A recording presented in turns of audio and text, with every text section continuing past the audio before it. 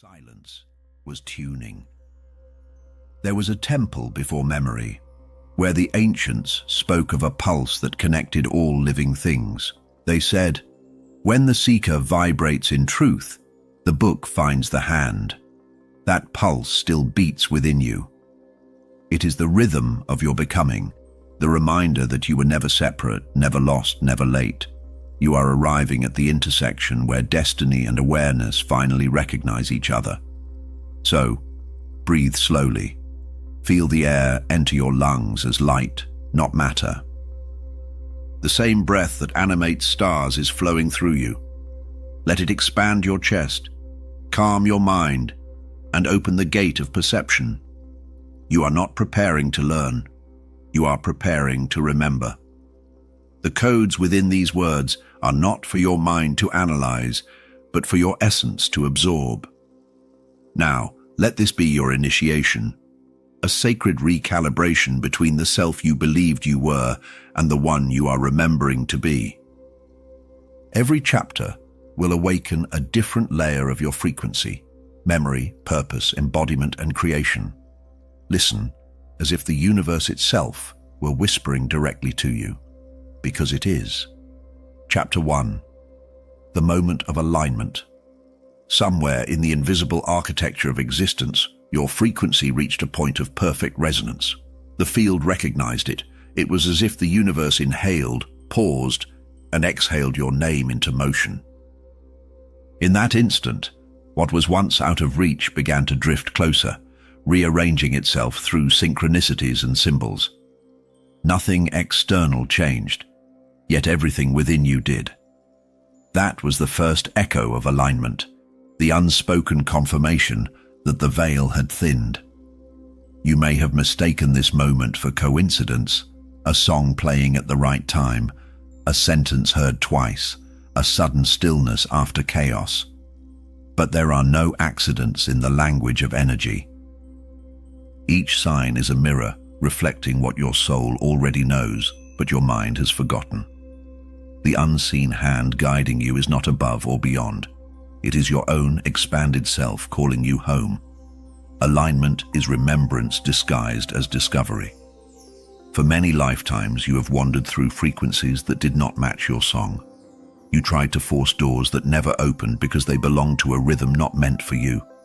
The universe does not respond to effort, only to coherence.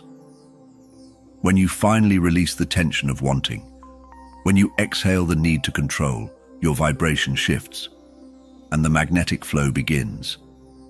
Alignment is surrender dressed as power. There is an ancient law whispered through the stars. Nothing real can be forced, and nothing destined can be lost. This is the rhythm that governs manifestation. When your thoughts, emotions, and intentions spiral in harmony, you become a living signal, a beacon of clarity in a chaotic field. Creation responds instantly, not because you commanded it, but because you remembered your role as the conductor of frequency. Close your eyes. Imagine yourself standing in the center of a luminous circle made of sound. Every vibration around you hums in golden light, adjusting itself to your pulse. Whisper this phrase, "I am in divine timing." Feel how the words don't leave you. They ripple outward, reprogramming the field. Every repetition is a code. Every breath is a command. This is how the unseen becomes seen.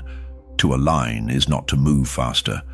It is to become still enough for the truth to find you. You will notice how people, ideas, and paths begin to arrange themselves like constellations, forming patterns you once called miracles. Yet miracles are simply alignment witnessed through human eyes. Let your awareness expand to see the perfection that was always there, waiting for you to slow down enough to perceive it. The greatest illusion was ever believing you had to chase your destiny. It was never running ahead of you, it was waiting for your signal to arrive. You are not summoning your path, you are tuning into it. Every choice that once seemed random was guiding you toward this recognition. The call was never distant. You just had to quiet the static long enough to hear it. So here you stand, vibrating in harmony with the pulse of creation. You have crossed the threshold where effort dissolves and flow begins.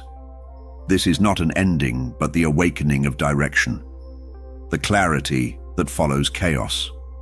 The moment of alignment is not when you find the universe, but when you remember that you were never apart from it. Chapter 2. The Language of Signs. It begins quietly, almost imperceptibly.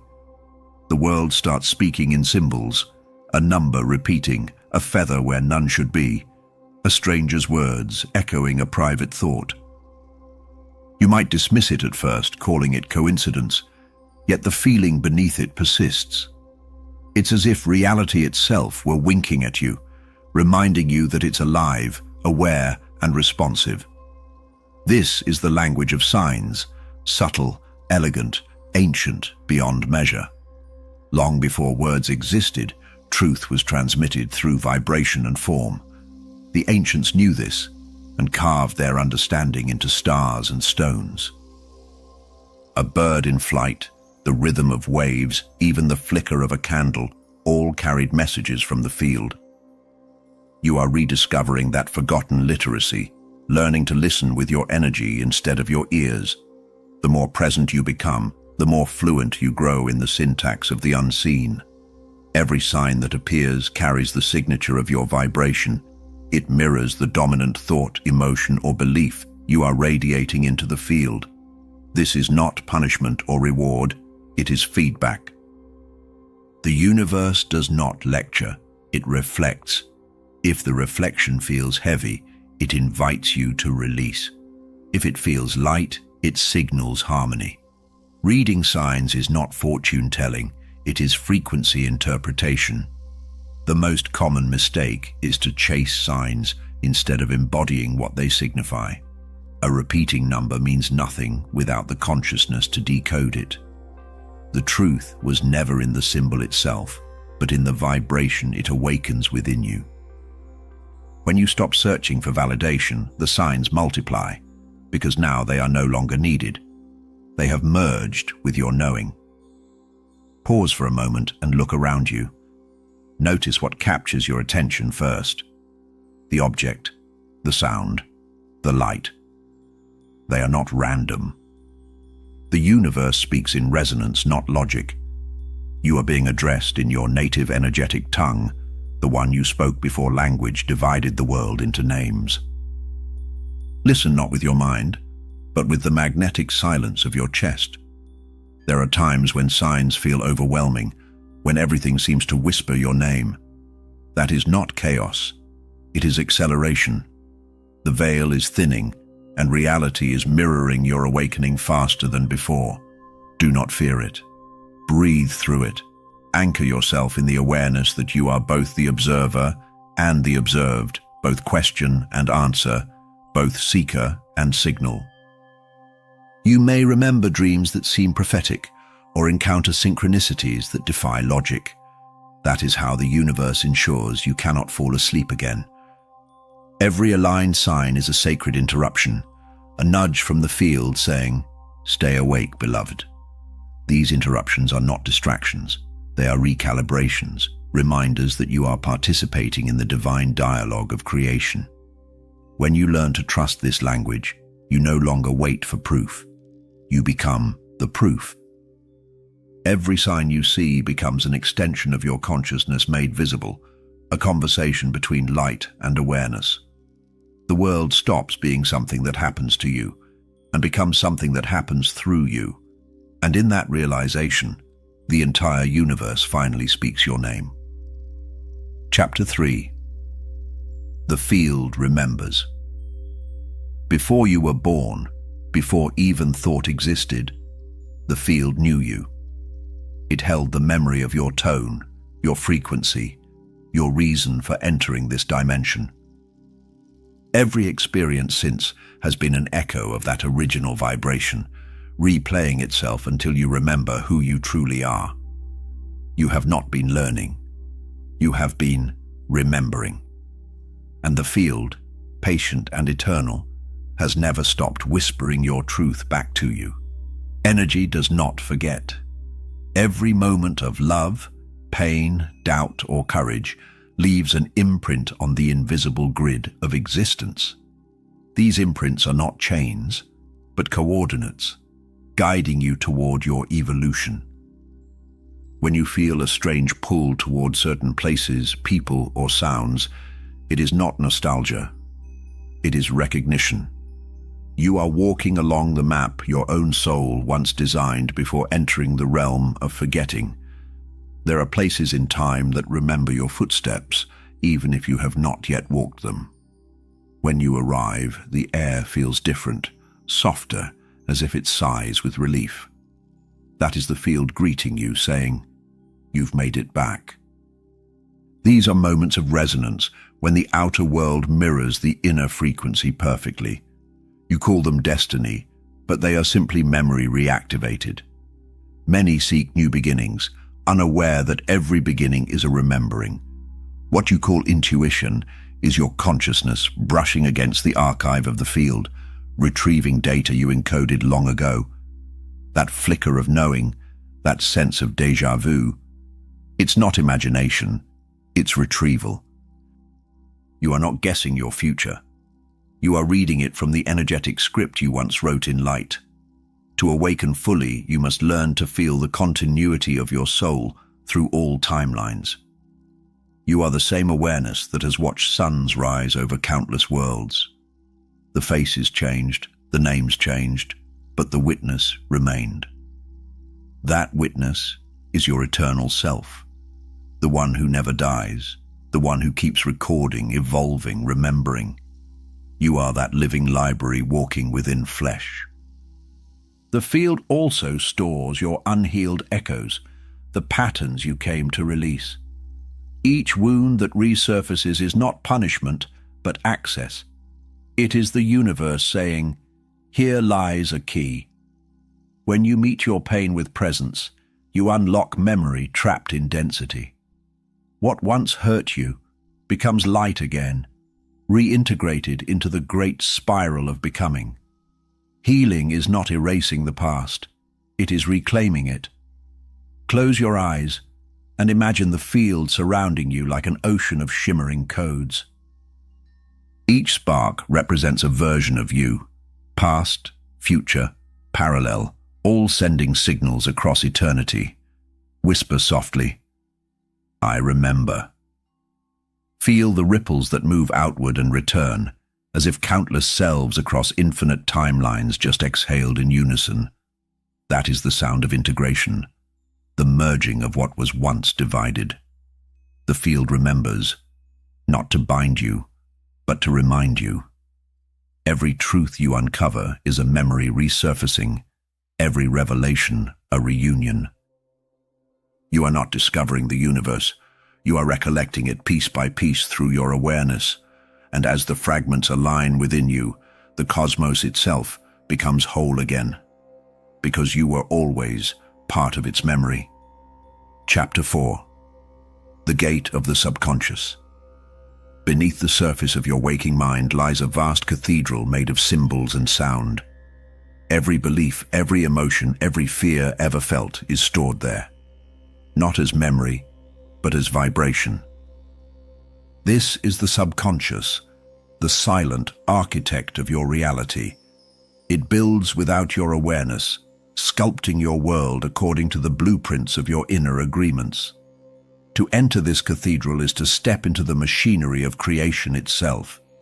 You have been taught to command your life through thought, yet thought is only the messenger. The true power rests beneath, in the emotional currents that flow unseen. The subconscious does not respond to words, it responds to frequency. You cannot lie to it. If your vibration says fear, it will manifest mirrors of fear. If your vibration says peace, reality softens instantly. The subconscious is the bridge between your inner sound and outer world. Most people live as prisoners of their unexamined programming. They walk paths built by others, repeating patterns inherited from ancestors, society, and pain. These programs are not enemies, they are codes awaiting reprogramming. The gate is guarded not by force but by awareness. The moment you observe a pattern without judgment, you begin to rewrite it. Observation is the password that opens the subconscious door. There was a saying once inscribed above a forgotten temple: "Know what you feel, and you will command light." The ancients understood that emotion is language, that feeling is creation in motion. Each emotion is a frequency key, opening or closing realities. To master the subconscious is to master emotion, not by suppression, but by transmutation. You are the alchemist turning vibration into destiny. Try this tonight. Before sleep, close your eyes and imagine standing before a great mirror of liquid light. Whisper a phrase that feels true, like, "I am worthy of divine timing." Watch how the reflection vibrates, accepting your new command. This is not imagination. It is communication. The subconscious listens best when the mind is silent and the body still. Every night is an initiation into your own inner temple. When you awaken from old conditioning, the world begins to rearrange itself to match your new vibration. Relationships shift, opportunities appear, timelines collapse. It can feel disorienting, but that is how transformation announces itself. You are not losing control, you are regaining it. The external chaos is simply the old programming dissolving under the light of awareness. The subconscious also holds the voices of all your past selves. Some whisper fear, others wisdom. You are not meant to silence them, but to unify them. Each fragment is a frequency longing to return home. As you integrate them through compassion, your vibration stabilizes, becoming a single coherent tone that the universe can recognize instantly. That tone is your true name. At last you realize that the subconscious was never a shadowed vault, but a sacred portal. It is the inner cosmos through which divine energy flows into matter. By tending to it, you become the conscious sculptor of your existence. The gate was never locked. It only waited for you to remember the sound that opens it, the sound of your awakened self speaking truth without fear. Chapter 5. The Magnetic Self. There is a force within you that does not chase, does not beg, and does not seek approval. It draws reality toward itself by the silent authority of coherence. This is the magnetic self, the version of you that remembers its power to attract through being, not doing. When you awaken it, you stop asking for alignment and start embodying it. You become the signal the universe was waiting to answer. The magnetic self is not louder than the mind. It is deeper than it. It moves with the calm precision of nature, patient and unwavering. Flowers do not strain to bloom, nor rivers to flow. Their power lies in effortless expression. You were designed the same way, to radiate your frequency without resistance. The more authentic your vibration, the stronger your magnetic field becomes. Every thought, word, and gesture carries a frequency signature. When aligned, they emit coherence, the energetic equivalent of harmony. This coherence bends reality gently, without struggle. You've felt it before, in moments when life seemed to flow without explanation, when opportunities appeared as if summoned by thought. That was not luck. It was magnetism in motion, responding to your clarity. To awaken this state, you must first withdraw your energy from all forms of chasing. Chasing is the language of lack. Magnetism is the language of knowing. The universe cannot give you what you confess not to have. When you release need, space opens, and space is power. The magnetic self thrives in emptiness because emptiness is the womb of creation. Imagine yourself as a sun, radiating energy outward without expectation. Each ray you emit returns multiplied, encoded with reflections of your inner state. If you radiate fear, fear returns. If you radiate peace, Peace gathers around you. The field does not judge, it mirrors. Your task is not to control what appears, but to refine what you send. This is energetic accountability, the highest form of mastery. There is also a sacred paradox here. The less you strive, the more you attract. Magnetism grows in surrender, not control. When you stop trying to convince the universe of your worth, it responds by reflecting it back to you. You become a gravitational center of truth, pulling into orbit only what resonates with your essence. Attraction then becomes remembrance, not effort. You will notice that your world transforms subtly at first. Faces soften, timing aligns, intuition sharpens. These are not external rewards, they are internal confirmations. The field rearranges itself around your frequency like iron filings around a magnet. You are not bending reality, you are revealing its natural response to your coherence. The magnetic self does not seek validation because it already vibrates in completion. It stands still at the center of its own field, radiant and unafraid. From that stillness, everything necessary gravitates naturally. This is the power of divine magnetism. Not to demand, but to allow. Not to reach, but to receive. When you remember this, you stop searching for miracles and start becoming one. Chapter 6. The Observer Within. There is a silent presence behind your thoughts. The one who watches, listens, and waits. It never rushes, never judges, never forgets. This is the observer within, the eternal witness of your existence. It has seen every lifetime, every mistake, every triumph, and yet remains untouched by all of it. When you learn to rest in this awareness, you step outside of illusion and remember what is real. Most of humanity lives identified with motion, with thoughts, feelings, and stories that come and go like waves. But the observer is the ocean itself. It watches the storms without drowning in them. It sees anger arise and fade, fear ignite and dissolve. This inner stillness is your true nature. You are not the movement. You are the vastness that allows it. To realize this is to reclaim peace from chaos.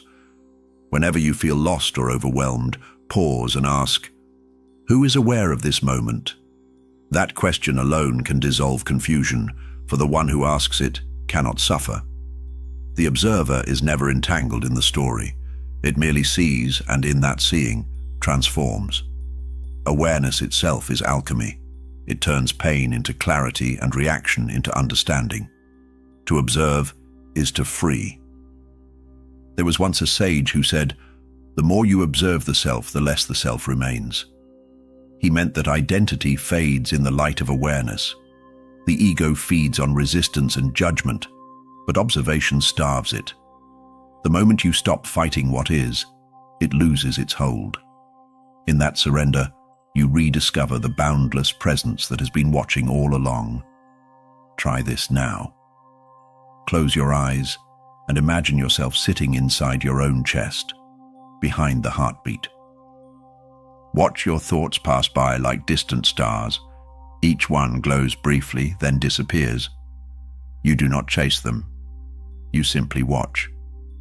That watcher is your true self, infinite, unchanging, and vast enough to hold galaxies. The more you inhabit it, the less power illusion has.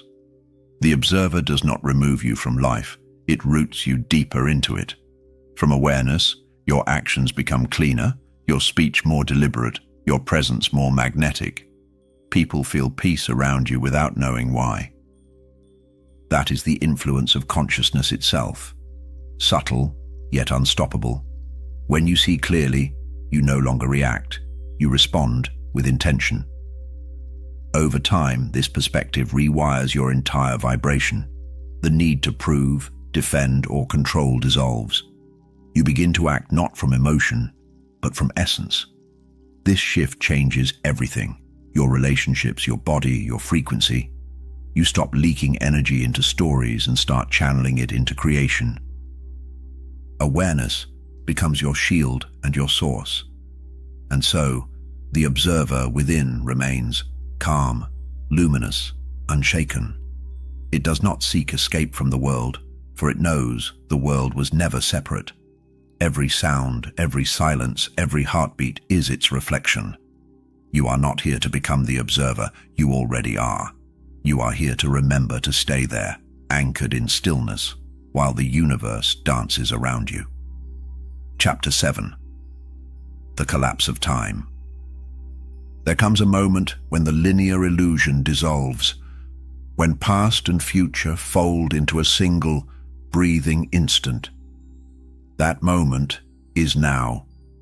Time, as you have known it, is not a river flowing forward, but a field vibrating simultaneously in all directions. Each choice, each emotion, each realization sends ripples through every version of you. The awakened soul learns to travel these ripples, bending time through awareness. You have been taught that time moves, but in truth, it is you who move through it. Your frequency determines which fragment of reality you stand upon. When you shift your vibration, you shift timelines, not metaphorically, but energetically.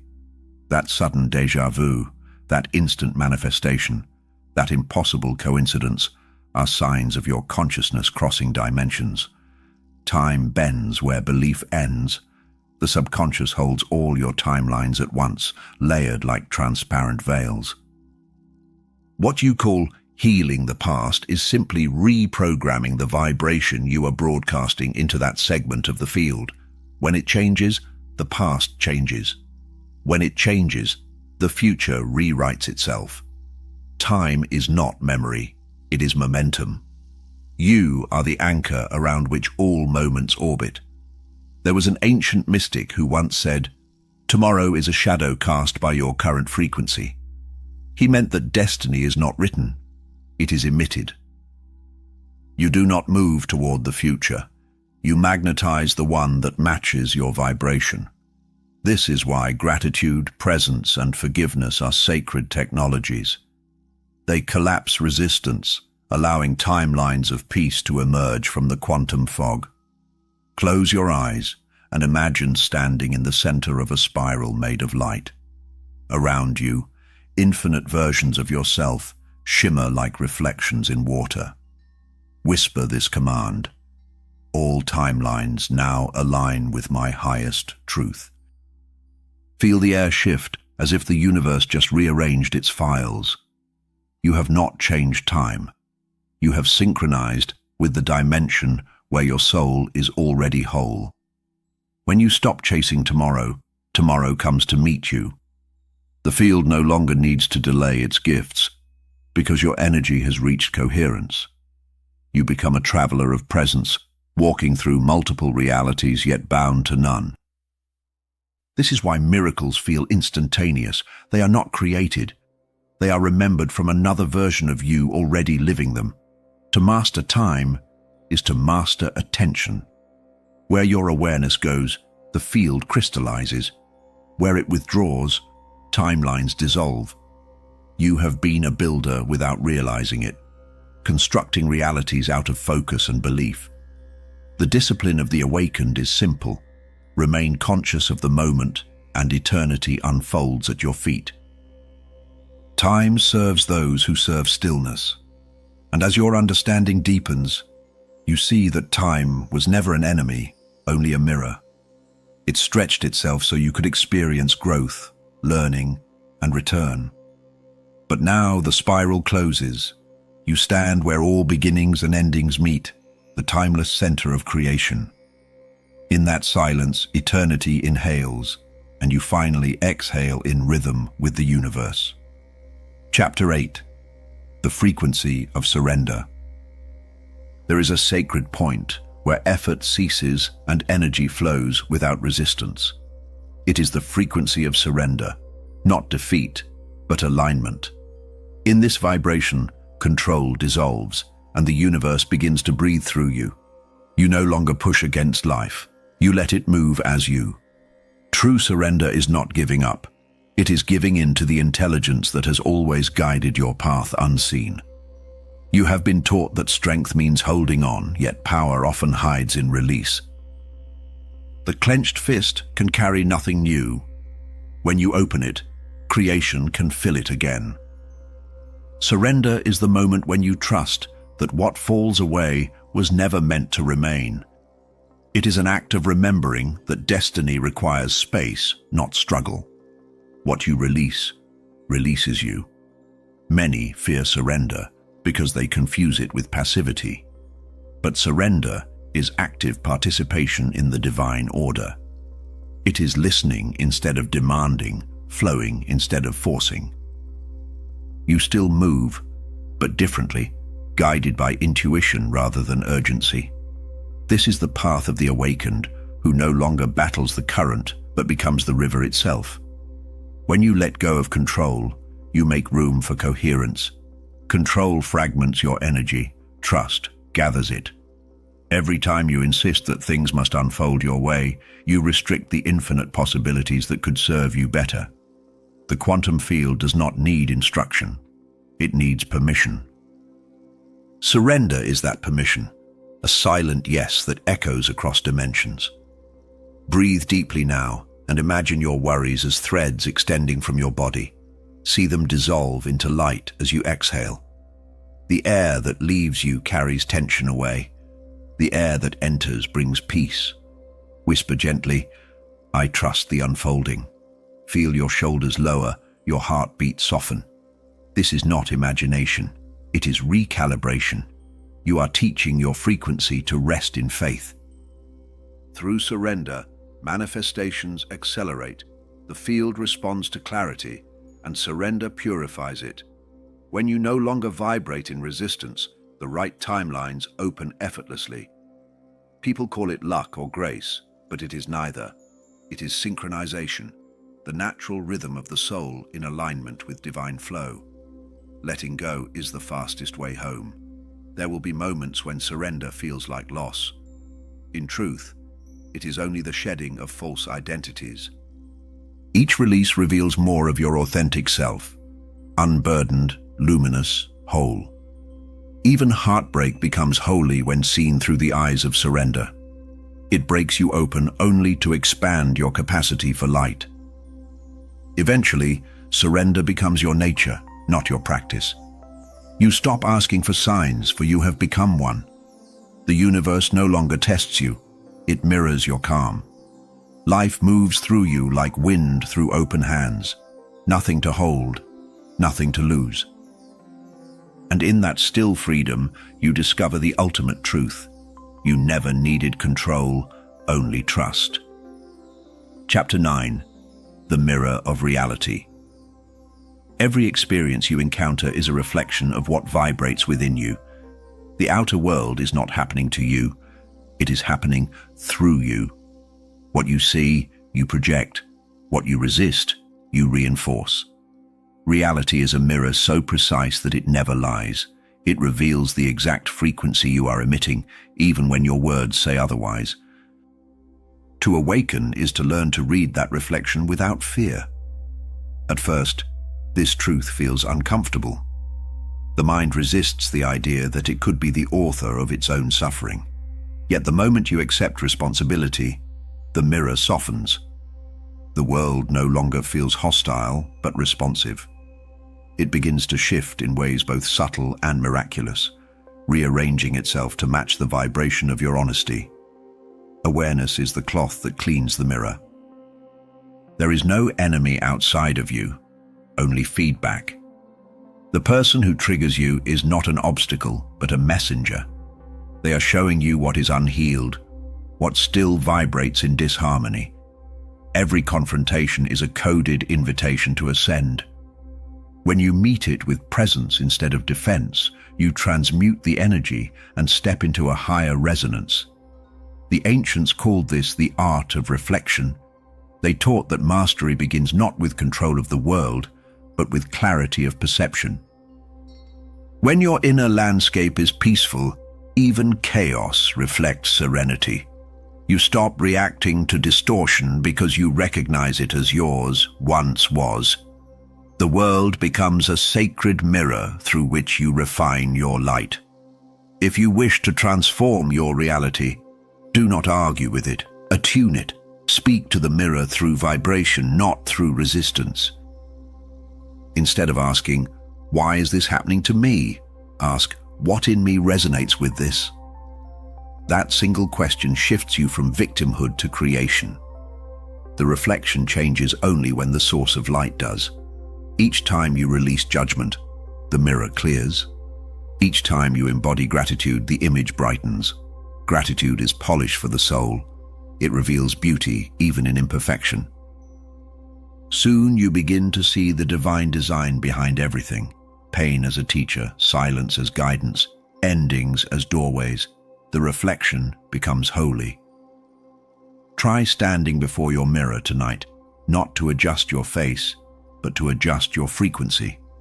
Look into your own eyes until you see the observer behind them. Speak softly. "I am reflected light." As you say it, feel the boundary between self and reflection blur. The truth dawns. You were never looking at the mirror, you were looking through it. And so, the mirror of reality becomes your greatest ally. No longer feared, it becomes your instrument of evolution. Every encounter, pleasant or painful, becomes a calibration of your frequency. The more you understand it, the clearer it becomes. Until one day, there is no mirror left at all. Only light seeing itself in everything. Chapter 10. The Code of Emotion. Hidden beneath thought lies the true language of the soul, emotion. It is the code through which the universe deciphers your vibration. Before words, before action, before intention, emotion speaks directly to the field. Every feeling is a frequency, every heartbeat a transmission. You are not punished or rewarded by life. You are answered according to the energy you radiate. Emotion is your cosmic signature.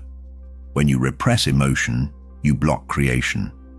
Energy cannot vanish. It only transforms. The pain you bury becomes the pattern you repeat. The joy you express becomes the reality you expand. Your emotions are not obstacles to spirituality. They are the gateways. The more fully you allow yourself to feel, the more clearly you communicate with the quantum field. Feeling is the prayer language of the universe. You were never meant to escape emotion, only to master it. Mastery does not mean control, it means harmony.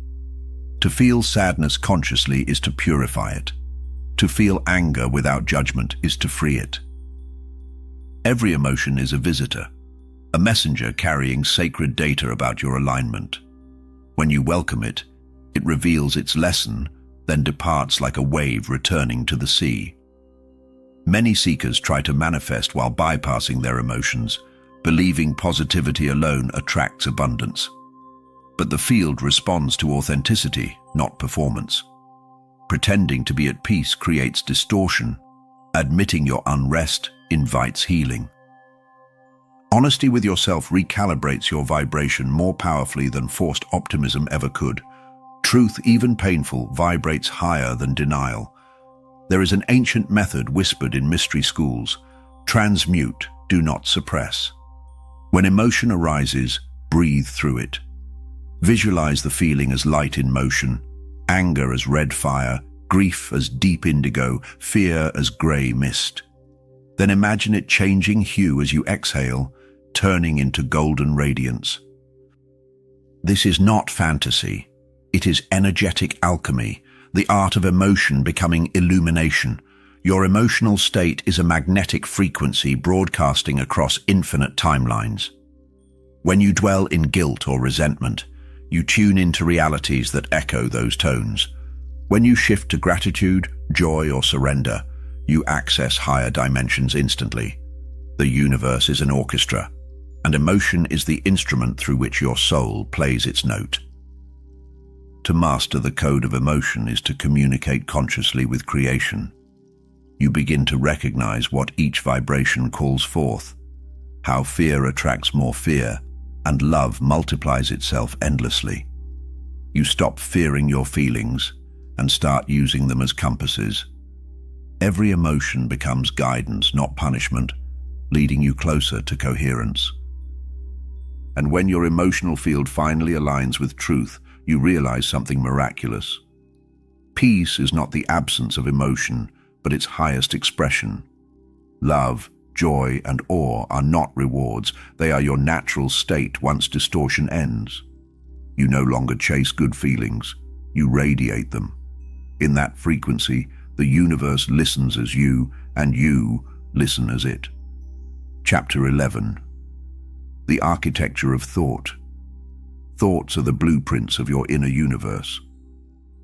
Each one sends a subtle vibration into the field, shaping form from the formless. They build bridges between desire and manifestation, between what is imagined and what becomes. Yet most thoughts are borrowed, carried from generations past, replaying in endless loops. To awaken is to notice which ones are truly yours and which belong to the collective dream. Your mind is not an enemy, it is a tool. But a tool in untrained hands creates confusion. Thoughts left unattended become architecture without design, walls without doors. Awareness is the architect's eye. It decides what stays, what shifts, what dissolves. The awakened mind no longer reacts to every passing idea, it curates. It understands that attention is the raw material of creation. You think thousands of thoughts each day, but only a few hold power, those charged with emotion. When thought and feeling fuse, they become frequency, and frequency builds reality. This is why imagination is sacred. It is the workshop of the divine. What you repeatedly visualize becomes a command to the field, whispered in the language of energy. The untrained mind searches for safety through repetition, replaying memories and fears to create false stability. It builds prisons of familiarity, mistaking comfort for peace. But comfort without growth becomes confinement. To free yourself, you must think deliberately, not habitually. Each chosen thought becomes a doorway, each unconscious one a chain. Try this. Take one recurring thought that feels heavy. Observe it, but do not identify with it. Ask silently, who is thinking this? Notice how the space between you and the thought widens. That space is your power. The thought loses control because you have stopped feeding it belief. This is how mental architecture collapses into freedom. When your thinking aligns with awareness, creation accelerates. Thoughts become light instead of noise, carriers of precision instead of confusion. You begin to design reality consciously, layering truth upon truth like sacred geometry forming in air. The field responds not to the quantity of your thoughts, but to their coherence. Purity of focus moves mountains. There was once a teaching carved in an ancient stone. The mind is a servant, not a ruler. Those who understood it mastered reality effortlessly. They knew that the heart provides the vision and the mind provides the structure. When reversed, chaos reigns. The heart must lead, for it speaks the original language of the soul, resonance, not logic. Eventually your mind becomes still, like a temple after prayer. Thoughts arise, but they no longer command. They assist. You move through life as both dreamer and designer, each idea infused with clarity and reverence. In this harmony, your thoughts no longer echo fear. They sculpt light.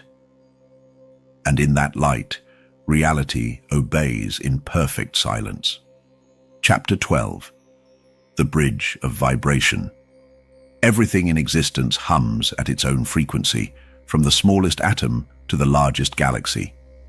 Between these vibrations lies an invisible bridge, connecting all forms of life through resonance. You walk upon that bridge every moment, tuning in and out of realities through emotion, thought, and intention. What you call manifestation is simply the art of crossing frequencies consciously. You are not separate from the song, you are one of its notes. The bridge of vibration responds to coherence, not effort. You cannot force energy to align. You can only harmonize with it. Every time your inner state contradicts your desire, the bridge flickers and fades. But when feeling and belief unite, the path solidifies beneath your feet. This is why miracles seem sudden. They were always there, waiting for your frequency to match. You are both traveler and bridge builder. Each word you speak carries vibration, constructing pathways between dimensions of experience. Language is sound, and sound is power.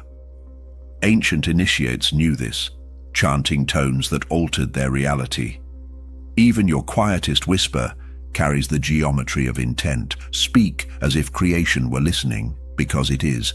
When your vibration is high, life feels effortless, time bends, synchronicities multiply, intuition sharpens. Yet, maintaining that state requires more than joy. It requires authenticity.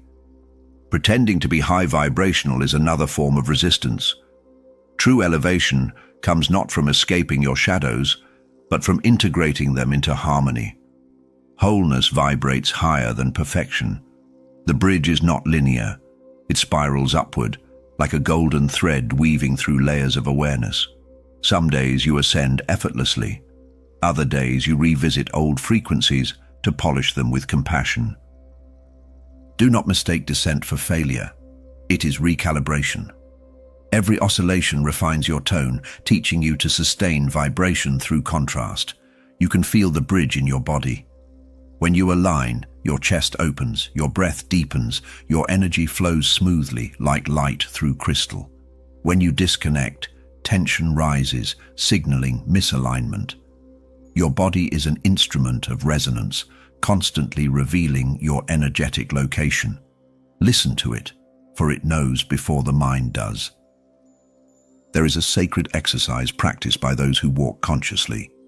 Before speaking, breathing, or acting, they pause to ask, "What frequency am I building right now?"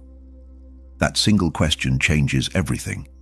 It makes you a deliberate architect of the unseen bridge beneath your life. Vibration precedes motion. Awareness precedes power. Eventually, the bridge disappears altogether. You no longer cross from desire to reality, for they have merged into one. You vibrate so clearly that the universe mirrors you instantly. The dreamer and the dream fuse, and existence becomes music unfolding in real time. When you reach that state, you no longer chase the bridge. You become the frequency that builds it. Chapter 13. The Silence Between Worlds.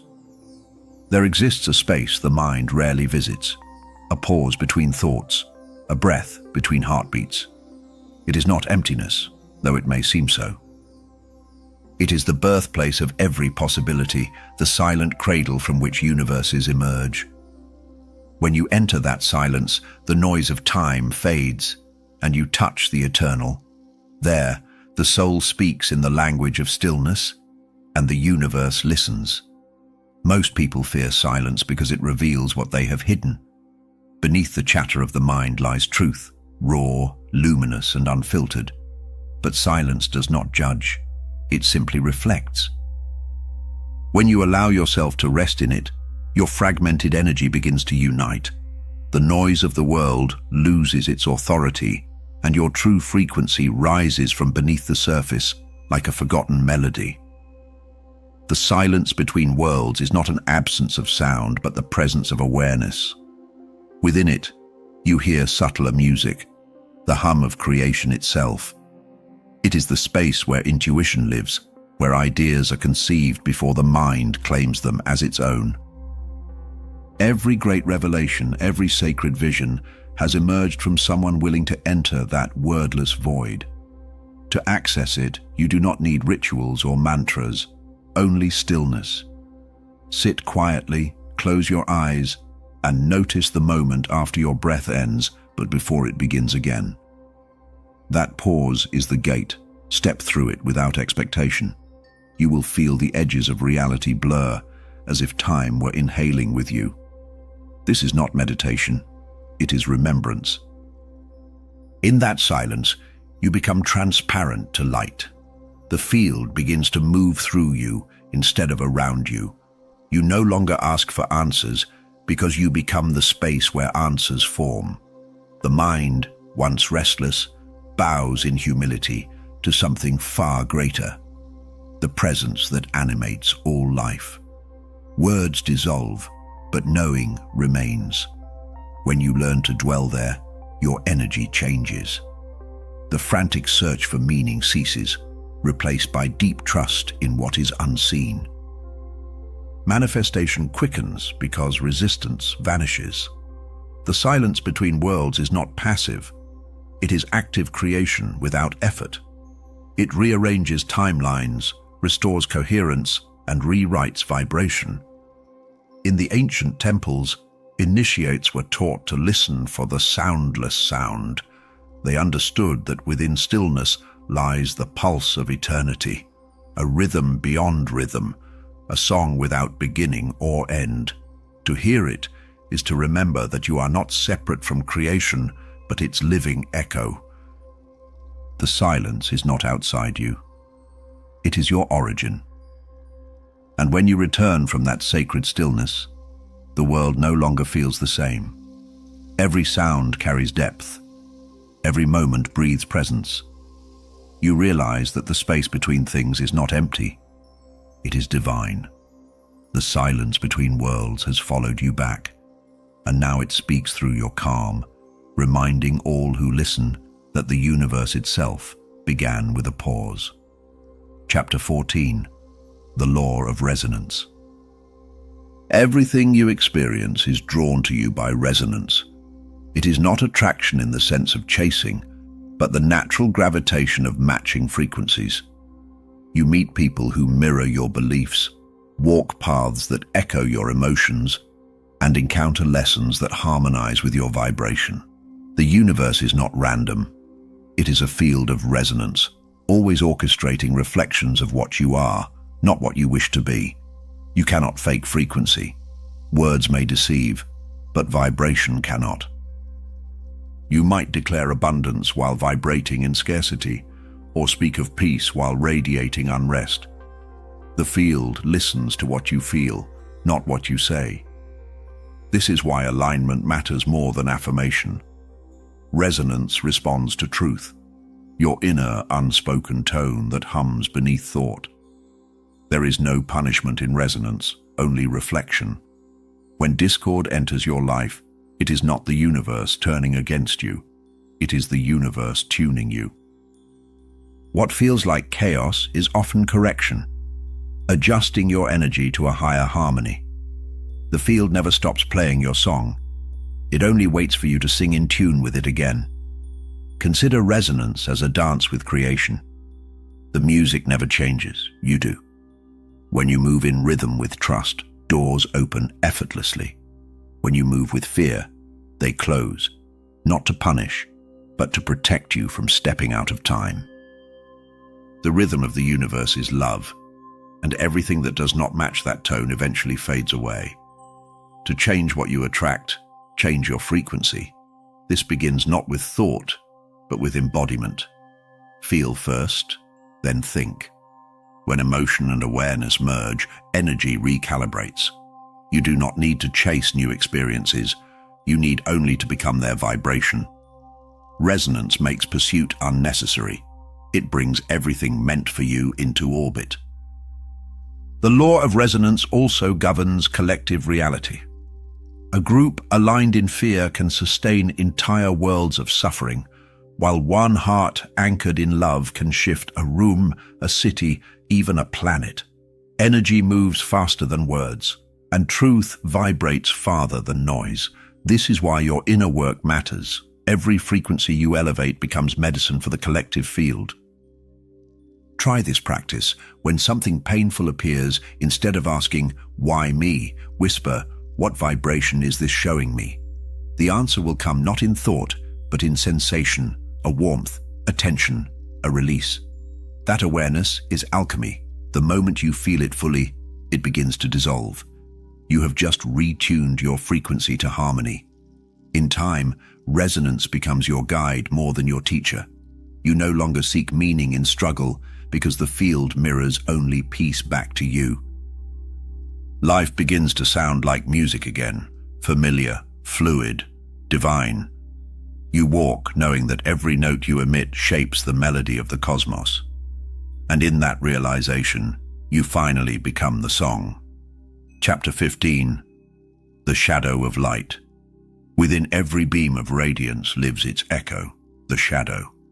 It is not your enemy, but your mirror, revealing what still hides beneath your brightness. The shadow holds the fragments of you that were never given permission to exist.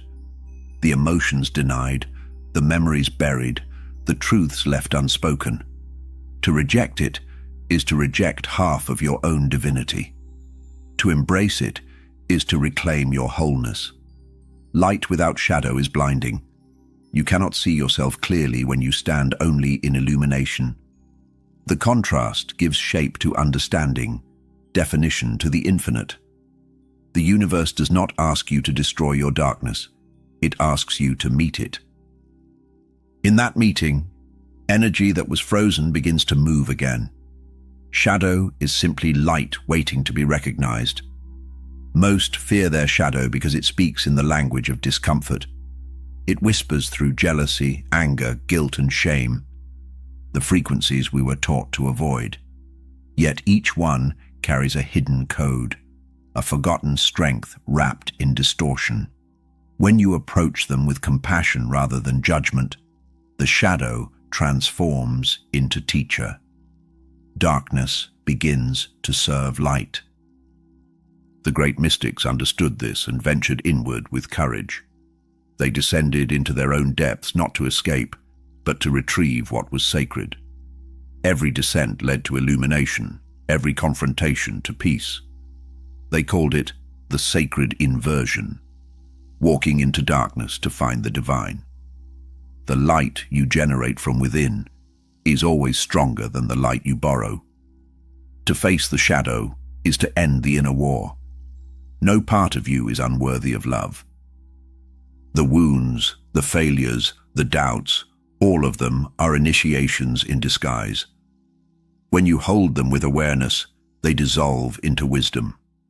What once seemed like brokenness becomes magnetism, drawing others who need your understanding.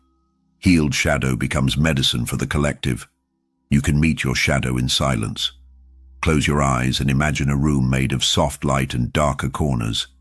In those corners stand the versions of you that never felt seen. Approach them without fear.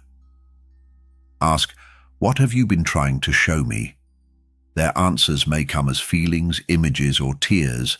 That is not weakness, it is integration. Every spiritual awakening eventually arrives at this threshold. To ascend without descending is to build light upon illusion. Your shadow anchors your illumination, keeping your wisdom grounded in empathy. You were never meant to be pure. You were meant to be whole.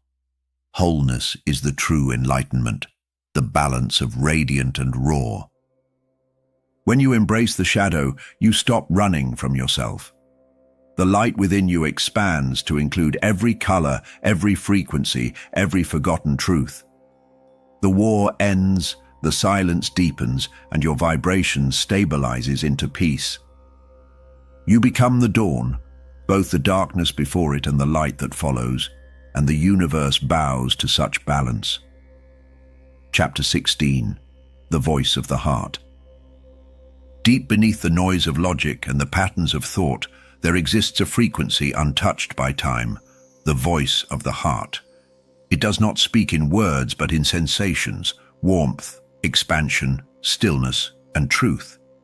You recognize it not by sound, but by resonance.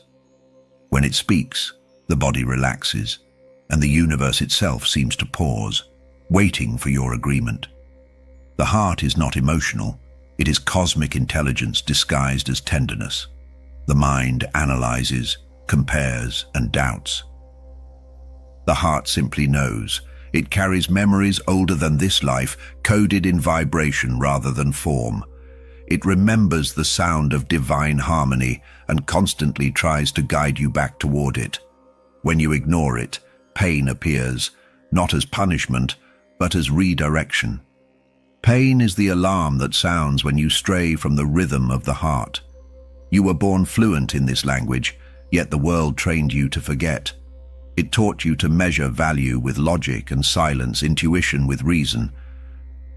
But logic cannot navigate the unseen. The heart was always meant to be your compass. It senses alignment before the eyes can see it, before the mind can understand it. Its wisdom is ancient, instantaneous, and absolute. Many mistake the heart for weakness because it feels deeply. Yet sensitivity is its strength. To feel fully is to perceive the subtle currents of creation. The heart vibrates at the center of all manifestation, translating energy into awareness. When it opens, it radiates a magnetic field powerful enough to alter physical matter. That is not poetry. It is physics of the soul. To reconnect with it, place your hand over your chest and breathe slowly. Imagine light expanding from beneath your palm, spreading through your body like a calm wave. Ask quietly, "What truth do you want me to remember?" Then listen without urgency. The first impression, the quiet nudge, the sudden peace. That is the heart's answer. It never shouts. It hums. Living through the heart is not about constant softness. It is about coherence. Sometimes love requires boundaries, sometimes silence, sometimes distance. The heart does not avoid discomfort. It guides through it. It knows when to close for protection and when to open for healing. To trust it is to live in partnership with divine timing. There is a rhythm to the heart's wisdom, a pulse that syncs with the frequency of creation. When you act from it, even the impossible unfolds gracefully. Paths clear, people appear, and decisions make themselves. The mind calls it coincidence, the soul calls it guidance. The more you honor that rhythm, the more the universe moves in harmony with you. Eventually, you discover that the heart is not inside you. You are inside it. It is the field in which all existence unfolds, the point where God and self meet. When you live from that space, fear becomes irrelevant, and love becomes your native language. The heart does not lead you somewhere new, it leads you home. And once you arrive, you realize you never left. Chapter 17. The Memory of Light. Long before your birth, before form took shape, you were light, pure, radiant, unbroken. That light has never dimmed. It merely condensed into matter so you could experience yourself through contrast. Deep inside your cells, within the silent codes of DNA, that memory still burns. It calls to you in dreams, in moments of awe, in the quiet feeling that you are meant for more. Awakening is simply remembering what never stopped shining. You have glimpsed this memory before, in sunsets that silence thought, in music that makes you weep without reason, in eyes that feel like home. Those moments are not random, they are reminders. They occur when the veil between spirit and body thins, allowing your original frequency to hum through the density of form. The body trembles not from emotion but from recognition. The light remembers itself through you. Every particle within you was born from starlight. The atoms that make your blood once burned in ancient suns. The cosmos does not exist above you. It breathes within you. When you close your eyes and feel warmth behind them, that is not imagination. It is cosmic memory returning to awareness. You are both the light and the lens through which it observes itself. The memory of light is not nostalgia. It is navigation. It guides you back toward coherence when you wander into fear. The more you live in alignment with truth, the brighter your inner field becomes. That brightness is not metaphorical. It is measurable energy. The heart emits photons when it loves, and your aura expands when you forgive. Light responds to remembrance, but remembering light also means facing where it was forgotten. Darkness is not evil. It is the silence that precedes illumination. Each wound you heal releases trapped light back into circulation. You become a living constellation, each scar transforming into a star. The path of enlightenment is not about escaping the human experience. It is about illuminating it from within. When you meditate, imagine a single golden spark in the center of your chest. With every inhale, it expands, filling your body, then your room, then your world. This is not fantasy, it is restoration. The spark is real, and it recognizes your attention as fuel. The more you acknowledge it, the more it remembers its magnitude. You are rekindling eternity in motion. In ancient teachings, light was described as consciousness in movement, awareness dancing as form. When you act with kindness, when you create beauty, when you speak truth, you move as light. Every gesture of love ripples through the collective field, awakening forgotten luminosity in others. One spark reignites another, and together they become sunrise. The final stage of remembering is realizing you were never divided from the source. The light you seek is the light that seeks through you. Every prayer you've ever spoken was your own radiance calling itself home. When you live from that understanding, the world glows differently. You stop searching for the divine and start recognizing it, everywhere, in everything as you. Chapter 18. The Fractals of Destiny. Every soul is a pattern of infinite repetition, a living fractal unfolding across dimensions. What you call destiny is not a single line, but a spiral of possibilities. Each choice a branch, each emotion a color in the design. The universe paints itself through you, refining the same sacred geometry until it reaches perfect harmony. You are not bound by fate. You are sculpting it through awareness. Each decision you make sends ripples through the field, altering countless versions of yourself. There are realities where you turned left instead of right, spoke love instead of silence, believed instead of doubted. They all coexist, weaving together into a grand mosaic of becoming. The pattern is not fixed. It breathes with you. Destiny is not written. It is drawn in real time by the rhythm of your vibration. Sometimes you sense those parallel lines, flashes of familiarity, déjà vu, dreams that feel like memories. These are echoes of your other selves brushing against your awareness. You are not imagining them. You are remembering the symmetry of existence. The universe is recursive. What you experience here reverberates everywhere. One moment of courage in this timeline heals another in a place unseen. There is an ancient law whispered among those who understand the fractal design. As within, so throughout. Your internal architecture shapes not only your personal destiny, but the collective one. Every act of forgiveness cleans the geometry of humanity's web. Every act of fear distorts it. You are both artist and element in the same divine equation. If you wish to shift your destiny, begin by altering the pattern of your inner world. The smallest correction in vibration amplifies infinitely through the structure of the whole. This is the butterfly effect of consciousness. A single choice to love in the face of pain can reroute an entire lineage of timelines. The design bends toward harmony when you do. Visualize your life as a golden spiral made of light. Each event, joy and sorrow, is a dot along its curve. When you view them separately, they seem random. But when you step back, you see their symmetry, the intelligence hidden in their spacing, the perfection in their rhythm. Nothing has been wasted. Every moment contributed to the architecture of awakening.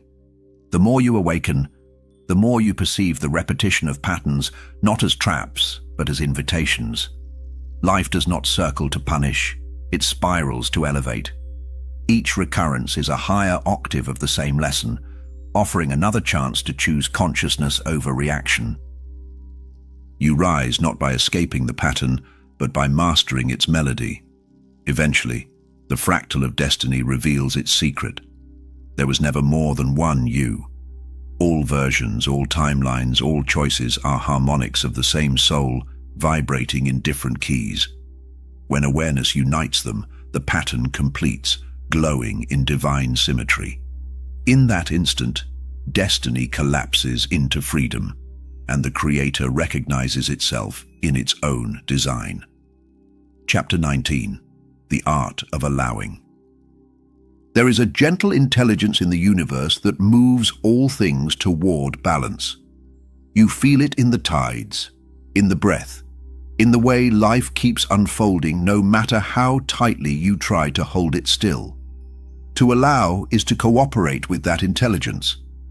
It is the art of releasing resistance, of letting the current carry you instead of swimming upstream. Allowing is not inaction, it is divine trust in motion. You have spent lifetimes believing that control is safety.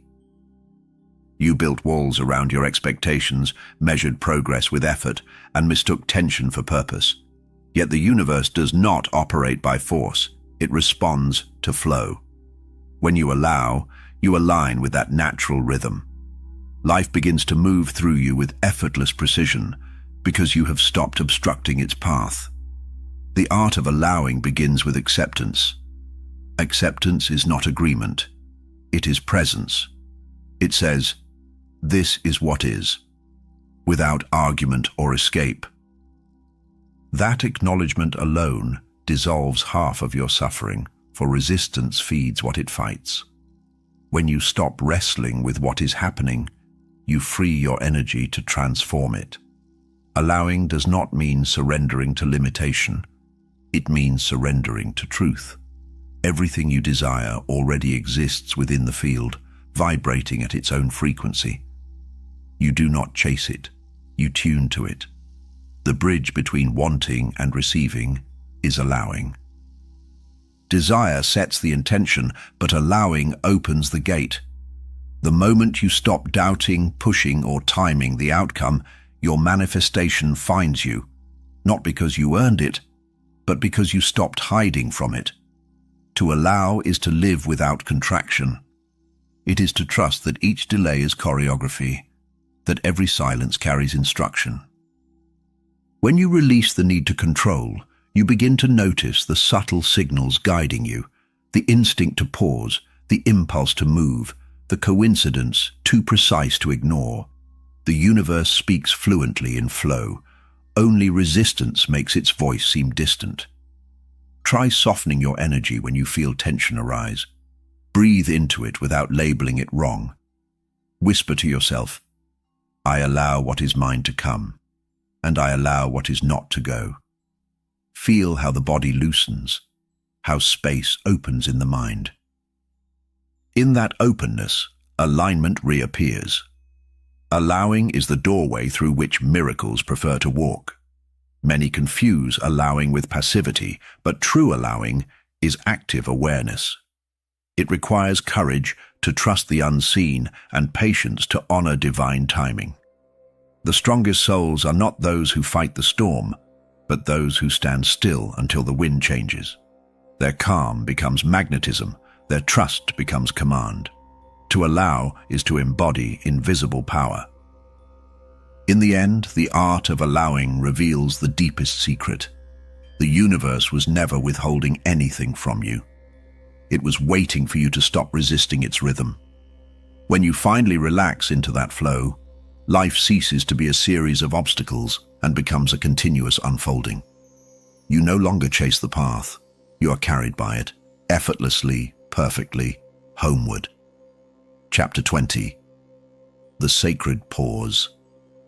In a world addicted to motion, the pause feels like a void. Yet it is within that stillness that destiny reshapes itself. The sacred pause is the breath between intention and manifestation, the silent interval where the universe recalibrates your frequency. When you learn to honor it, everything begins to move with more precision. The pause is not emptiness. It is alignment preparing to unfold. Most people panic when life slows down. They interpret silence as rejection and waiting as stagnation. But the universe is cyclical, not linear. Every wave must pull back before it can rise again. When nothing seems to happen, everything is actually rearranging. The sacred pause is the hidden construction site of your next reality, building what your mind cannot yet perceive. Rest is not withdrawal, it is restoration. Just as soil must lie fallow before it can birth new harvests, the spirit too must rest between creations. You are not designed for constant output. Even the stars pulse in rhythm. To pause consciously is to declare faith that life continues even when you are still. It is an act of trust in divine timing. During the pause, the universe tests your ability to stay open. Can you remain peaceful in uncertainty? Can you hold frequency without immediate proof? This is where mastery forms, not in movement, but in patience. The sacred pause is the forge where faith becomes knowing. What you call delay is simply refinement in disguise.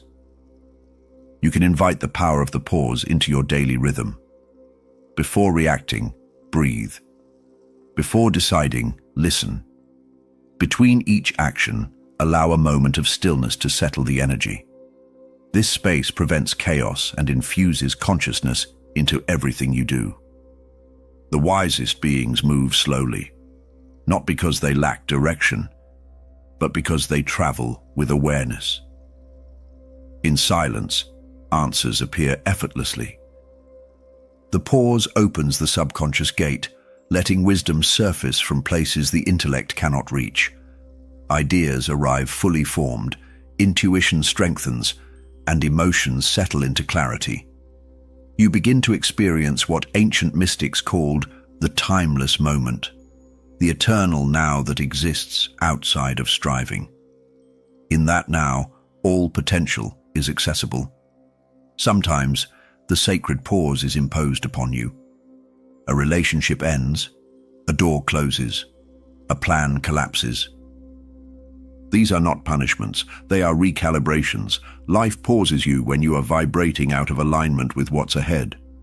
The moment you surrender to that pause, resistance melts, and the new path reveals itself in perfect order. Eventually, you stop fearing stillness altogether. You see the pause as sacred rhythm, the heartbeat between creation and rest. You realize that even when you seem to be waiting, energy is still moving through you, sculpting your next becoming. In embracing the pause, you discover a profound truth. Sometimes the most powerful action is no action at all. Chapter 21, The Alchemy of Perception. Reality is not fixed, it bends to the angle from which you observe it. Two people can walk through the same storm, and one sees destruction while the other sees cleansing. The difference is perception, the invisible lens through which you interpret the world. Every belief you hold acts as a filter, coloring your experiences and defining what becomes possible. Change your perception, and the universe changes shape. Perception is a form of creation.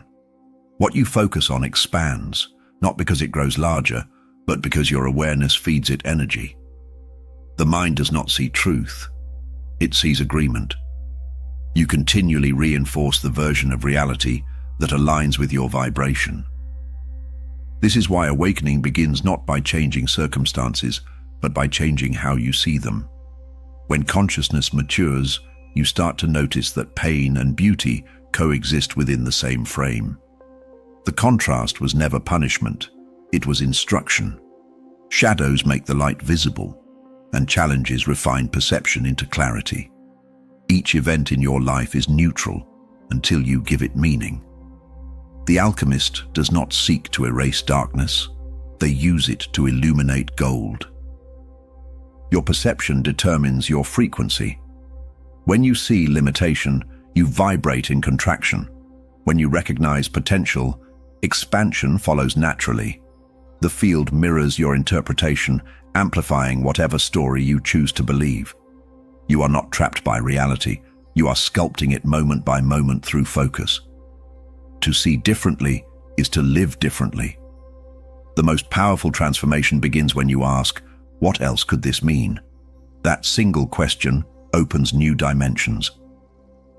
It invites possibility to replace conclusion. Suddenly, what once felt like loss can become liberation, and endings reveal themselves as beginnings in disguise. Perception is the key that unlocks infinite versions of the same moment. Try shifting your awareness when something difficult arises. Instead of reacting, step back and view it as a symbol, a message encoded in energy. Ask what it's teaching you about yourself. You will notice how emotion settles and wisdom surfaces. By choosing perspective over reaction, you turn experience into mastery. That is true alchemy, not turning metal into gold, but fear into understanding. There is a timeless teaching. You do not see things as they are, you see them as you are. Every person you meet, every situation you face, reflects a vibration within you. When you adjust your inner lens, the reflection shifts accordingly.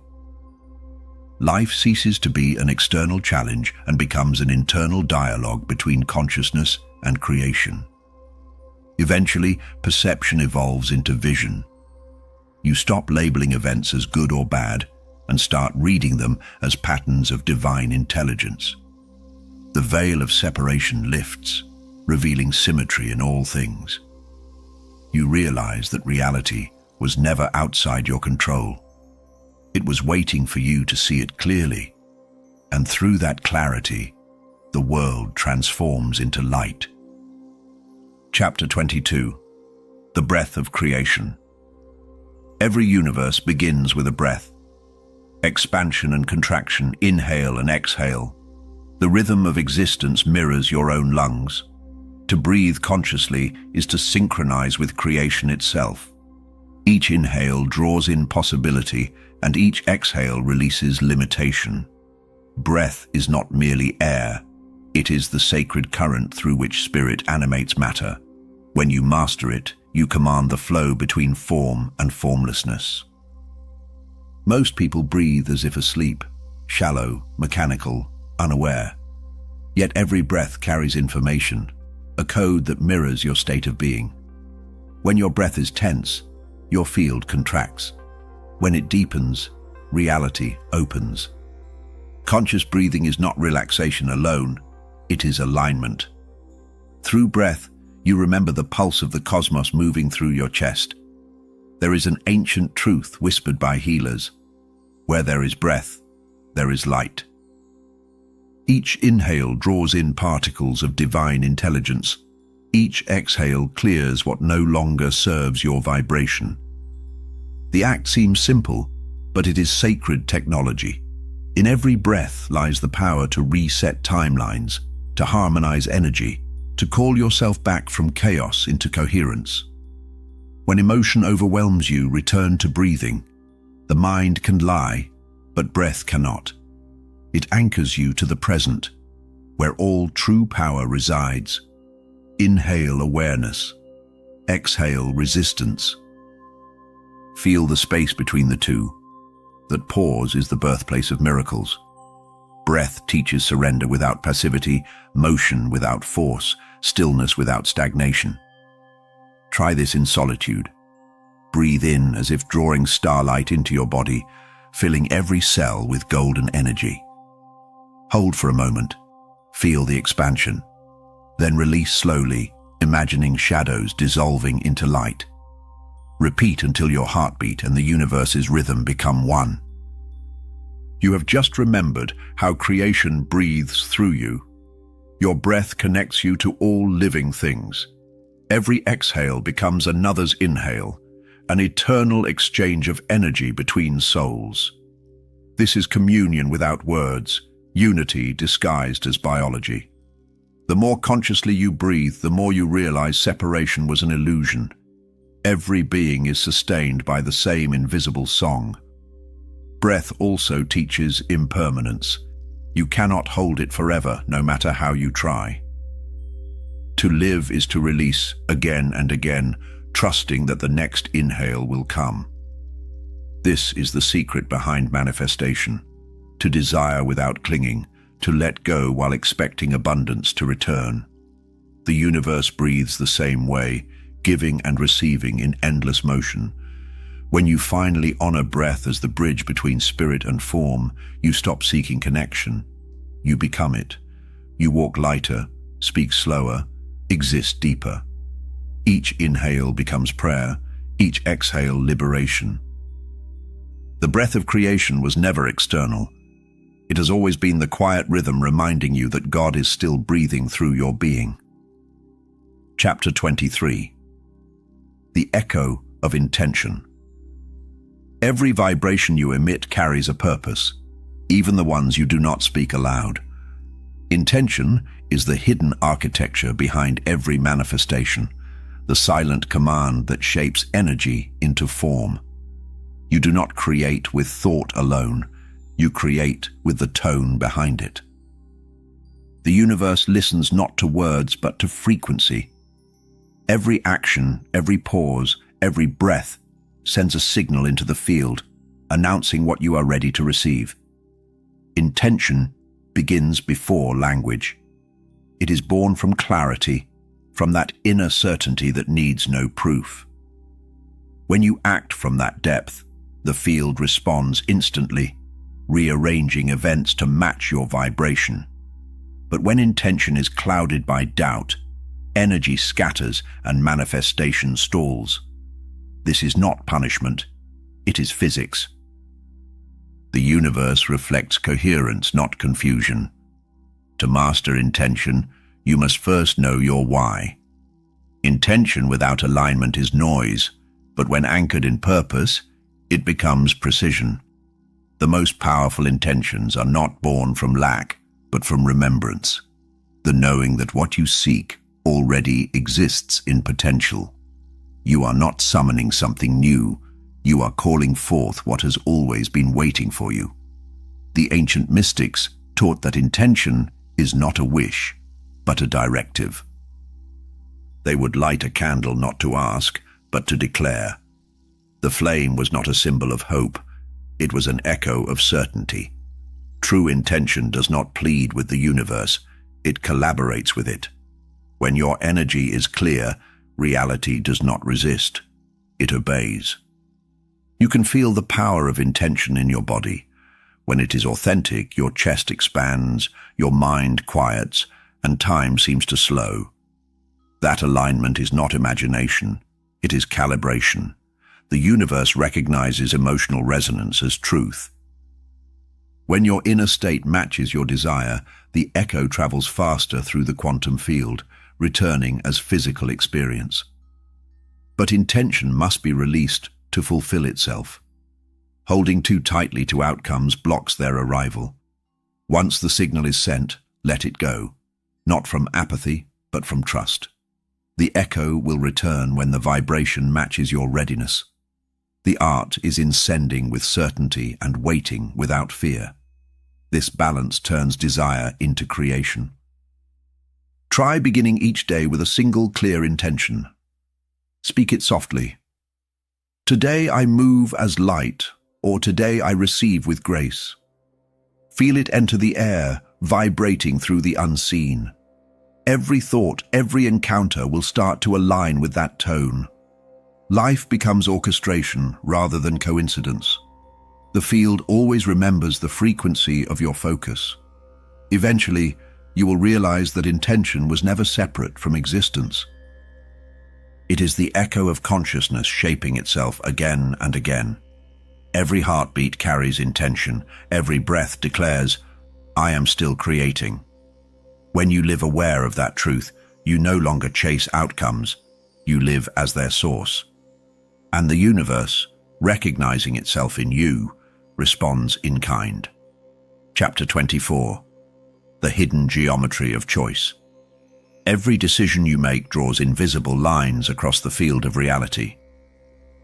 These lines intersect, overlap, and form patterns, living geometries that shape the architecture of your destiny. Choice is not random. It is sacred mathematics in motion. Each yes and no carves new pathways in the quantum fabric. The life you live today is a constellation built from the angles of your past choices.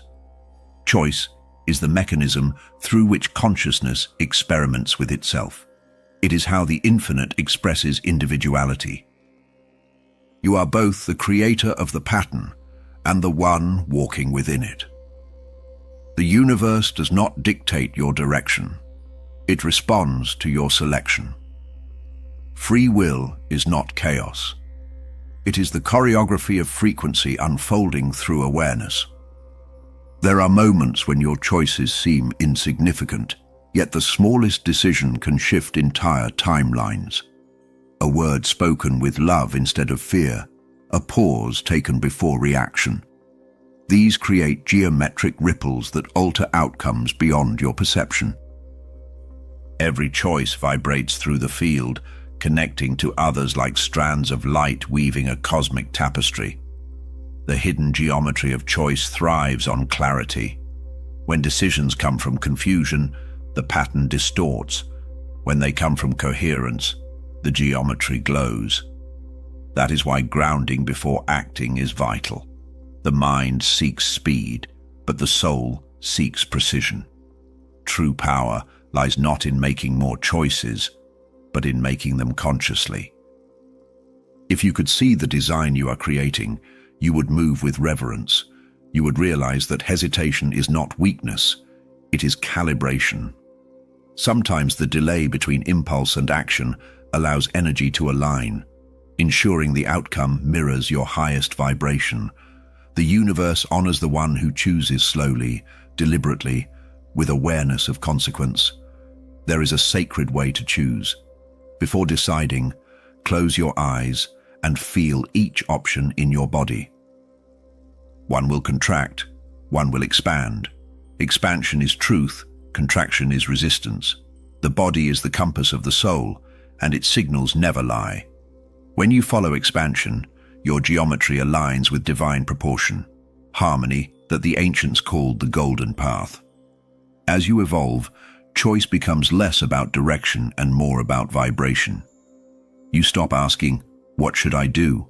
and begin asking, "Who am I being as I choose?" From that question, the right action reveals itself naturally. The pattern unfolds not through effort, but through coherence. The geometry of choice becomes a dance instead of a dilemma. One day you will look back and see the symmetry in every turn, every detour, every decision. The lines will converge into a perfect design. Intricate, radiant, whole. What once felt like uncertainty will appear as divine precision. The hidden geometry of choice was never random. It was the blueprint of your becoming, drawn by your own evolving light. Chapter 25. The Law of Reflection. Everything you perceive is a mirror showing you something about yourself. The world outside is not separate. It is the projection screen of your inner frequency. When you meet love, it is your own love returning. When you meet judgment, it is your unhealed shadow calling for recognition. Reflection is the divine feedback loop, the universe's way of teaching through resonance instead of instruction. The law of reflection spares no one, yet it condemns no one. It simply reflects with precision. Every event, pleasant or painful, serves as information. The more you resist what is shown, the more intense the reflection becomes. But once you accept the message, the mirror softens, shifting to a new image. Consciousness expands each time you read your own reflection without fear. People are your greatest mirrors. They reveal not who they are, but who you are in relation to them. The traits that trigger you point toward what still hides in your subconscious. The qualities you admire are reminders of what already lives within you, waiting to be expressed. Every relationship is a holographic classroom where the soul studies itself through others. When you awaken to this truth, blame dissolves. You stop fighting reflections and begin studying them. Conflict becomes communication. Disappointment becomes direction. Life stops feeling random because you understand that every situation is meticulously crafted by your vibration. The mirror is never cruel. It is exact. The reflection also extends beyond people to circumstances. Money, health, opportunities, all mirror your inner state of worthiness and belief. The field cannot contradict your frequency. If abundance feels distant, the mirror is showing you where you've built walls of doubt. If love feels absent, it reveals where you've withheld it from yourself. The correction is always inward. You can test this law by shifting your vibration before taking action. Enter gratitude, peace, or joy, then move. Watch how reality rearranges itself almost instantly. The mirror responds faster than the mind expects because it does not measure time, only resonance. The outer world will always bend to the energy you emit. To live by reflection requires humility. You must be willing to see yourself in every experience, but that humility is freedom. It grants you authorship over reality, because if the mirror reflects you, then changing you changes everything. No external power is greater than self-awareness. In the end, the law of reflection reveals a profound simplicity. The world is your own consciousness made visible. You are not trapped within reality. You are surrounded by your own echo. When you meet it with love, the echo turns harmonious. When you walk in truth, the mirror shines clear, and then, at last, you recognize there was never anything outside of you at all. Chapter 26. The frequency of forgiveness. Forgiveness is not an act of weakness, but of mastery. It is the vibration that untangles timelines, dissolves karmic threads, and restores coherence to the soul. When you forgive, you do not excuse the action. You free yourself from its resonance. The energy you release no longer binds you, and the past loses its authority. Forgiveness is not about others. It is the art of returning your power to the present. The field holds every thought, word, and emotion ever emitted. When anger lingers, it creates energetic knots that distort your frequency. These knots repeat as patterns, attracting experiences that echo unresolved pain. Forgiveness unravels them, letting energy flow again. It is spiritual maintenance, clearing density so light can move through you unhindered. Many misunderstand forgiveness, believing it condones harm. In truth, it recognizes that pain arises from unconsciousness. The one who hurt you acted from separation, from forgetfulness of their own divinity. By forgiving, you do not erase accountability. You elevate the vibration beyond it.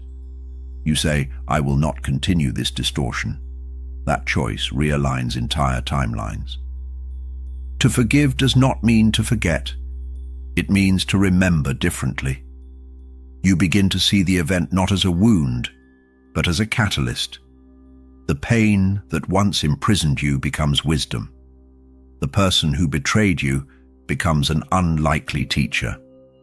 When seen from higher awareness, every heartbreak hides a seed of illumination. Forgiveness waters it.